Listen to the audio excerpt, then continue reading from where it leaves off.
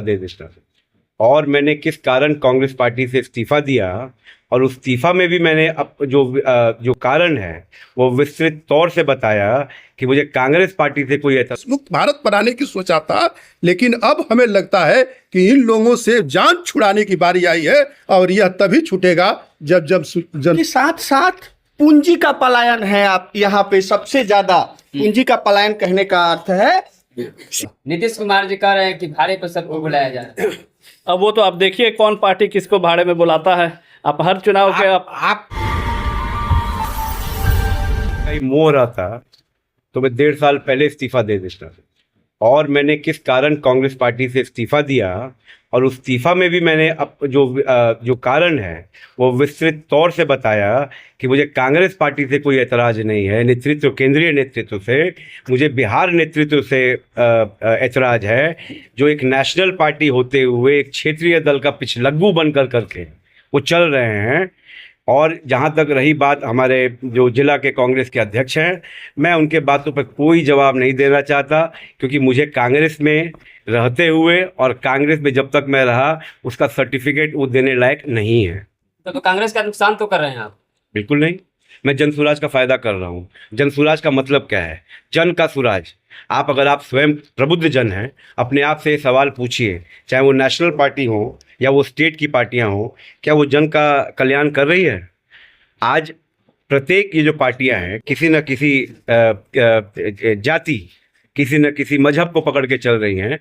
जनसुराज वैसी जो 2 तारीख को पार्टी लॉन्च होगी, और जो जनसुराज का विजन है वो सर्व समाज की बात करती है, सारे समाज की बात करती है, वो गरीबों की बात करती है, वो वंचितों की बात करती है, वो शिक्षा की बात करती है, वो स्वास्थ्य की बात करती है। तो आप प्रबुद्ध जन हैं और आप इस बात को स्वयं समझें कि जो आज तक स्थापित पार्टियां हैं उन्होंने बिहार के साथ क्या न्याय किया है। नीतीश जी योग्य है कि नहीं अभी तक? अब ये भी पूछने वाली बात है। अगर नीतीश जी योग्य होते तो बिहार में राम राज्य होता। लगातार देखा जा रहा है सर, इस तरह से जनसुराज बढ़ते कदम की ओर जा रहा है।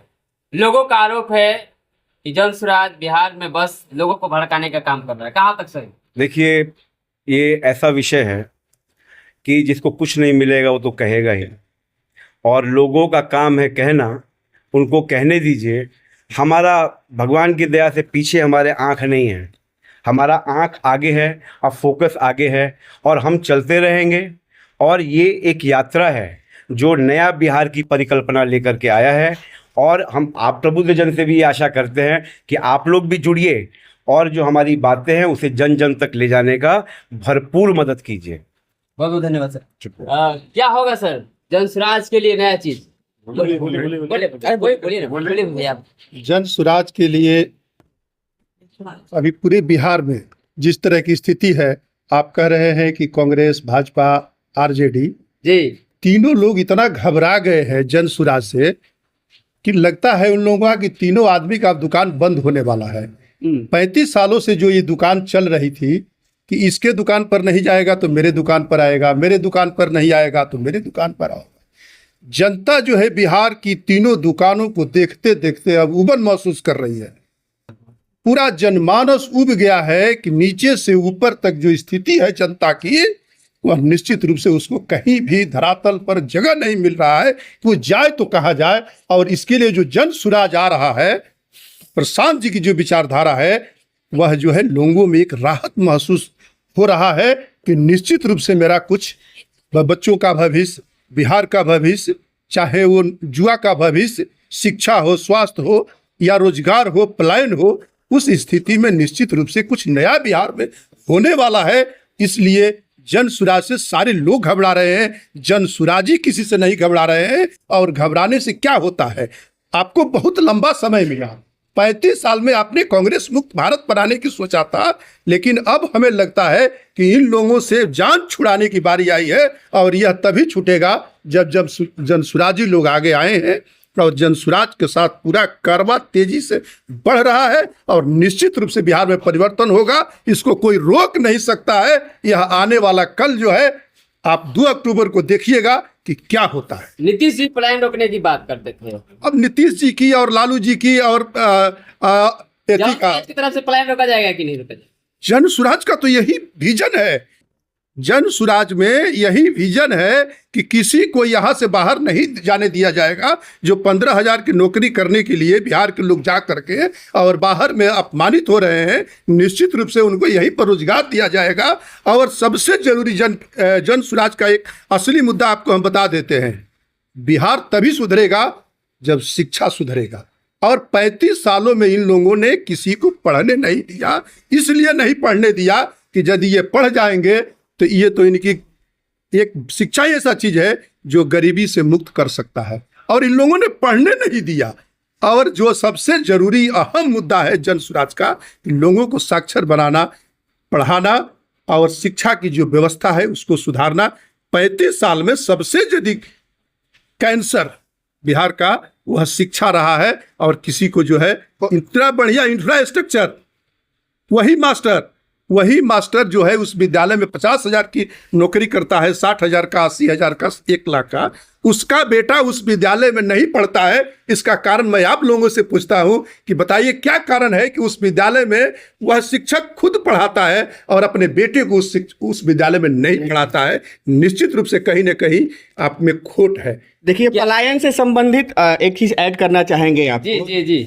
इलाज आप तभी कर सकते हैं जब आपको पता हो कि रोग क्या है। पलायन कहने का एक मात्र मकसद ये नहीं है कि हमारे लोगों का पलायन, देखिए लोगों का पलायन तो है ही, उसके साथ साथ पूंजी का पलायन है। आप यहाँ पे सबसे ज्यादा पूंजी का पलायन कहने का अर्थ है CD रेशियो। आप लोगों को पता होगा कि जो भी सरकारें होती हैं, उस सरकारों के पास जो भी, हम बिहार जैसा गरीब राज्य जो पैसा जमा करता है अपने यहाँ के बैंकों में, उसका एक सर्टेन परसेंटेज बिहार पे ही खर्चा होना चाहिए हर राज्य के लिए। और इसका प्रतिनिधित्व मुख्यमंत्री स्वयं करते हैं। ये जान के आपको आश्चर्य होगा कि हमारे यहाँ तो लोगों का पलायन है ही, साथ साथ जो हमारी जनता यहाँ पे गरीब जनता बैंकों में पैसा रखती है, वो पैसा भी हमारे यहाँ काम में नहीं आता, उसको दूसरे राज्यों में गैर कानूनी तरीके से भेज दिया जाता है। आप समझिए ये मुख्यमंत्री जी का क्या रवैया है जो इसका प्रतिनिधित्व करते हैं।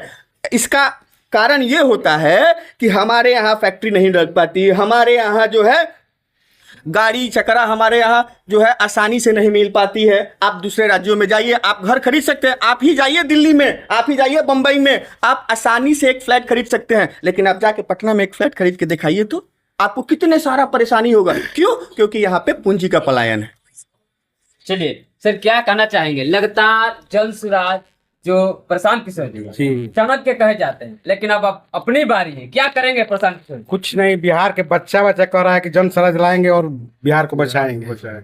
बिहार को बचाया जाएगा एकदम निश्चित। विपक्षी तो कह रहा है, अब नहीं, बच्चा बिहार का कह रहा है कि जन स्वराज लाएंगे और बिहार को बचाएंगे। अब इसी से मिला लीजिए कि जन स्वराज का क्या स्थिति होने जा रहा है। लेकिन विपक्षी तो कह रहा है कि प्रशांत अब विपक्ष नहीं रह जाएगा, 2 अक्टूबर के बाद विपक्ष नहीं दिखाई देगा। नहीं दिखाई देगा चाहेंगे सर लगातार जन सुराज के लिए? जन सुराज एक नई पार्टी है, 2 तारीख को भी उसका अथी होगा।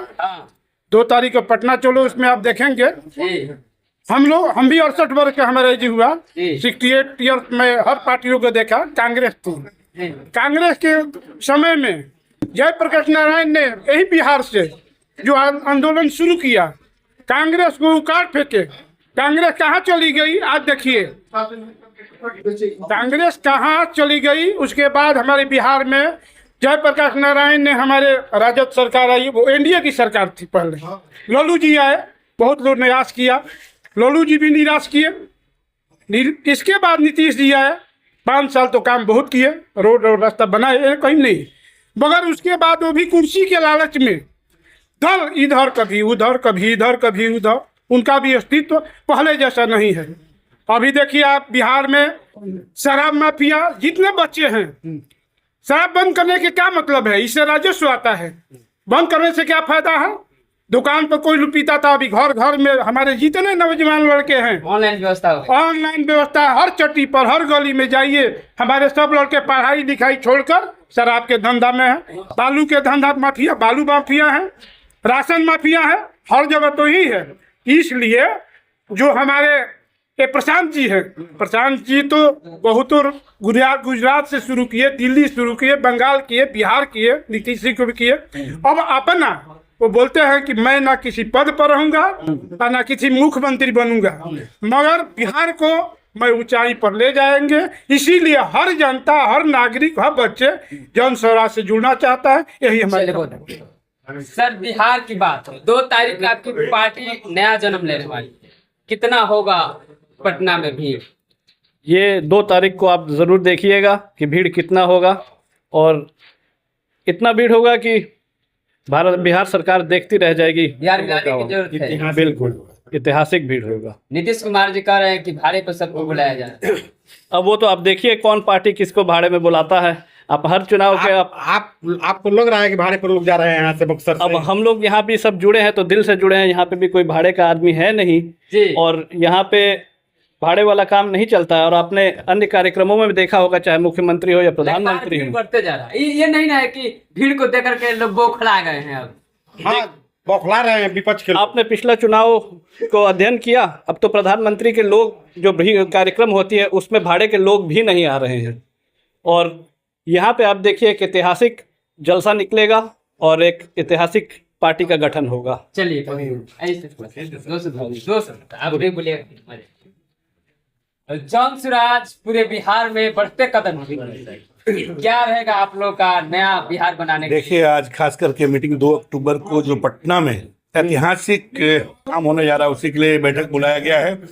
और यहाँ लोग एक चीज बता देते हैं, इतना उत्साह है लोगों में, इतना लोगों में उत्साह है कि लोग अपने से चलकर आ रहे हैं इस ऐतिहासिक रैली को सफल बनाने के लिए। और ये ऐतिहासिक रैली होगी। और एक चीज जानिए, बिहार के लिए ये ऐतिहासिक होगा और बहुत बड़ी रैली होगी। क्या करना चाहेंगे सर?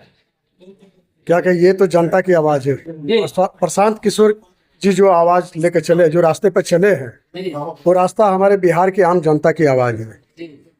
इस आवाज में एक ही चीज है, नौजवानों की अपनी भविष्य, हर बुजुर्ग आदमी का अपने बच्चों का भविष्य, हर महिला को अपने बच्चों का भविष्य, शिक्षा का भविष्य। आज देखिए यहाँ पर पलायन को रोकने का मतलब, बाहर में अगर चले जाइए तो बिहारियों की अपमान होती है। जी। क्यों कि 10% बिहारी जो है कि अच्छे पोस्ट पर काम करते हैं, 90% बिहारी मजदूरी करते हैं या तो दरवानी करते हैं या कुछ करते हैं, उनको अपमानित किया जाता है। लेकिन हमारे बिहार के ये नौजवान को रोकना है पलायन। अगर हम बिहार के पलायन रोक देंगे नौजवानों का, तो भारत देश की आधी फैक्ट्रियां बंद हो जाएगी, क्योंकि भारत देश की सारी फैक्ट्रियों में हमारी बिहारी भाई वहाँ मजदूरी करते हैं। चलिए बहुत बहुत